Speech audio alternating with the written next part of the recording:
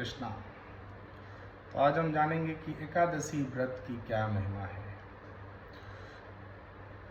एकादश्यान्तु प्राप्तयं समुपोष्ये महामानवा सर्वपापो विनिर्मुक्ता यान्ति विष्णो परं पदम्। एकादशी समः किंचित् पापत्राणां न विद्यते।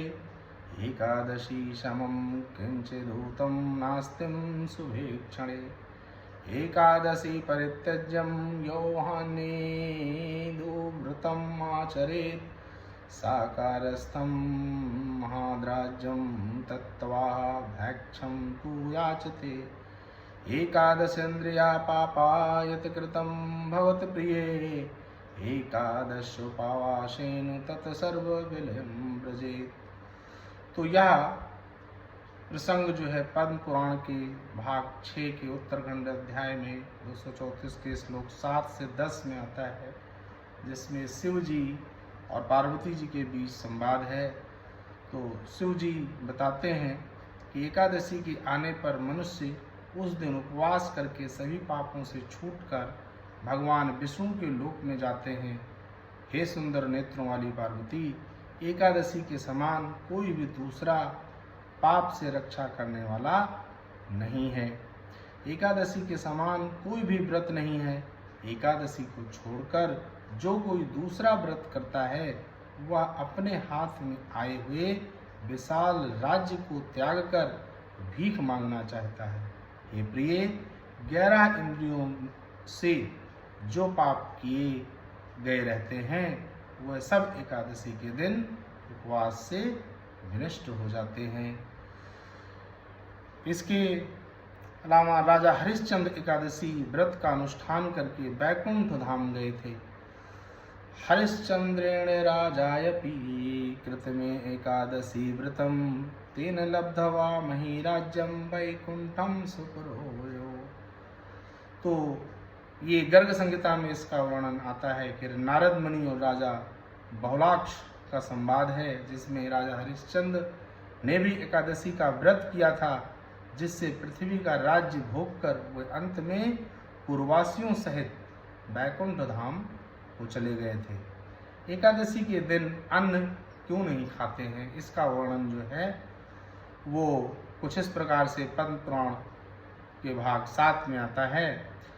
तस्माद् अन्नं न भोक्तव्यं कदाचिदपि सत्तमये आत्मनो हितमिच्छादि सा प्राप्ते हरिवासरे संसारे यानि पापानि तान्यैवैकादशी दिने अन्नामश्रित्यं तिष्ठन्ति श्रीमन्नारायणं यज्ञयः। अतएव श्रेष्ठ पुरुषों को चाहिए कि वे आत्म कल्याण के लिए एकादशी तिथि के आने पर कभी भी अन्न ना खाएं। संसार के सभी पाप एकादशी के दिन भगवान श्रीमन नारायण की आज्ञा से अन्न के भीतर निवास करते हैं। इसके अलावा तुलसी, ब्राह्मण, गौ, विष्णु, एकादशी और गीता का जो महत्व है वो इस प्रकार से है। विष्णु रे एकादशी गीता तुलसी विप्रधेनवा असारे दुर्ग संसारे सठ प्रदी मुक्त प्रदायिनी। तो इस प्रकार से ये वर्णन जो है वो एकादशी के बारे में आता है ये गरुड़ पुराण में कि हे पक्षी श्रेष्ठ, विष्णु, एकादशी, व्रत, गीता, तुलसी, ब्राह्मण, गौ, ये 6 इस संसार के लोगों को मुक्ति प्रदान करने के साधन हैं। ये क्या कहलाते हैं? ये 60 पदी कहलाते हैं। एकादशी के दिन क्या नहीं करना चाहिए, इसका भी कुछ वर्णन है जो पद्म पुराण में है। दुत्तम कीड़ा तथा निद्रा तांबूलम दंत धावनम परापवादम पैशुन्य स्तेयम हिंसा तथा रतिम क्रोधम चा व्यतीतम वाक्यम में दशा विवर्जित। तो इस प्रकार से एकादशी के दिन निम्न चीजों को त्याग दें, जैसे जुआ, कीड़ा, नींद, पान, दतून, दूसरों की निंदा, चुंगली, चोरी, हिंसा, रत कीड़ा, क्रोध तथा व्यर्थ वाक्य को त्याग देना चाहिए। ऐसा श्री कृष्ण और युधिष्ठिर का संवाद है, जिसमें श्री कृष्ण जी युधिष्ठिर जी को ये बात बता रहे हैं। एकादशी के दिन भगवत पुराण का श्रवण करने की विशेष महिमा है। एकादशी के दिन यह शृणेति नरो भक्त्या पुराणम हरिवासरे कोटि जन्मात्यम तस्यम पापम न स्याति तत्क्षणात्। जो मनुष्य एकादशी के दिन भक्ति पूर्वक भगवत पुराण का श्रवण करता है, उसके करोड़ों जन्मों के पाप उसी क्षण विनष्ट हो जाते हैं। तो इस प्रकार से एकादशी के दिन भगवत पुराण का श्रवण करना चाहिए। यह ब्रह्मा जी जो है वो ब्रह्मा जी और नारद जी के बीच संवाद है, उसमें इसका वर्णन आता है। एकादशी व्रत जो है वो अत्यंत महत्वपूर्ण है। अपोषणात् सतकृदवः विनश्यन्ताय धराशयः एकतः पृथ्वी दानमेक्तो हरिवासरम्। एक और पृथ्वी दान तथा दूसरी ओर हरिवासर को रख दीजिए। यानी एक तरफ आप पृथ्वी का दान और दूसरी तरफ हरिवासर तिथि को रख दीजिए, तो हरिवासर का पुण्य पृथ्वी दान से भी कहीं अधिक हो जाएगा। यह जो है वो वशिष्ठ ऋषि और मंधाता के बीच जो संवाद है उसमें इसका वर्णन है।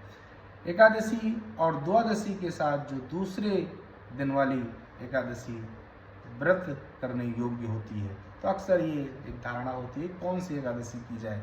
कई बार लोग उस को करते हैं जो दशमी के साथ होती है, तो इसमें वर्णन आता है कि जो द्वादशी के साथ जो एकादशी है वो अत्यंत महत्वपूर्ण है।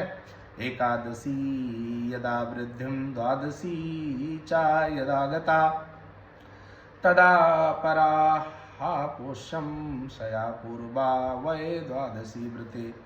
तो यदि एकादशी बढ़कर द्वादशी के दिन भी कुछ काल तक विद्यमान हो, तो दूसरे दिन वाली यानी एकादशी ही व्रत के योग्य है। पहली एकादशी को उस व्रत में उपवास नहीं करना चाहिए।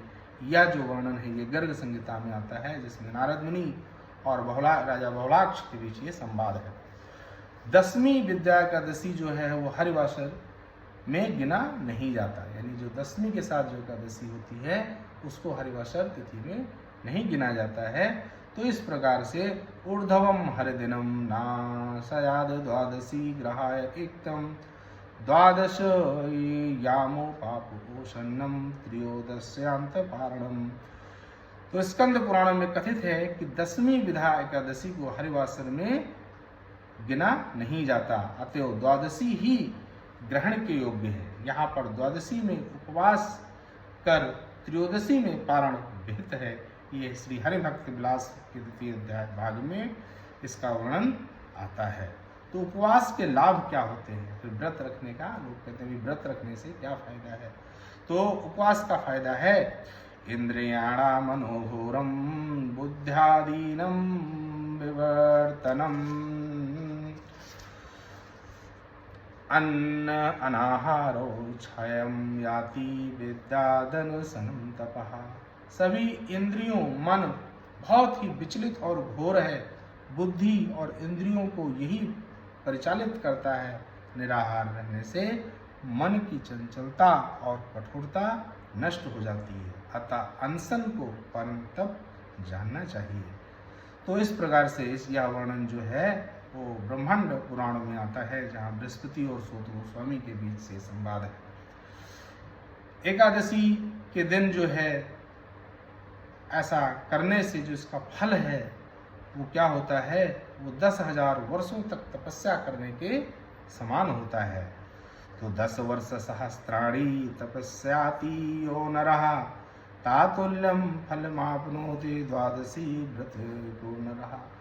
जो मनुष्य 10,000 वर्षों तक घोर तपस्या करता है, उसके समान ही फल वह मनुष्य पा लेता है जो शुद्ध भाव से एकादशी का व्रत करता है।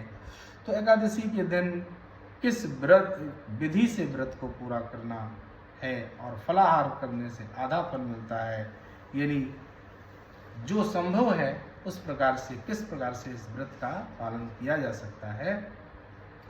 फलाहारम चाकुर्वाति ये नरा हरिवासरे तेषां गतिम का भवति तन्नो वर्णे विस्तरात्।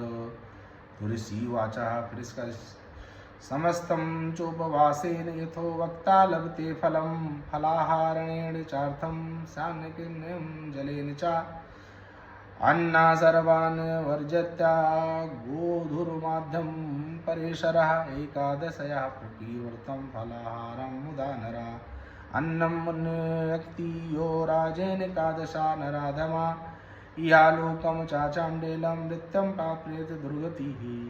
तो राजा बृजभान ने पूछा, हे मुने, जो एकादशी को फलाहार करते हैं उनकी क्या गति होती है, या मुझे विस्तार से बताएं। तो श्री गर्ग मुनि बोले, हे राजन, जो यथोवक्त विधि से व्रत करते हैं उन्हें पूरा फल मिलता है, जो फलाहार करके व्रत करते हैं उन्हें आधा फल मिलता है, और जो जल पीकर व्रत करते हैं उन्हें उससे कुछ ही कम फल प्राप्त होता है। हे नृपसर, गेहूं आदि सभी अन्नों को त्याग कर एकादशी को प्रसन्नता पूर्वक फलाहार करें।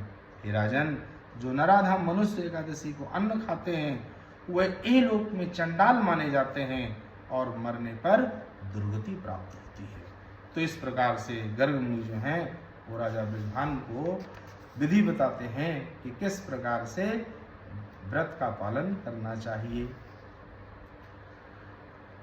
एकादशी के दिन भोजन करने में क्या है, कई बार ऐसा लोग कहते हैं।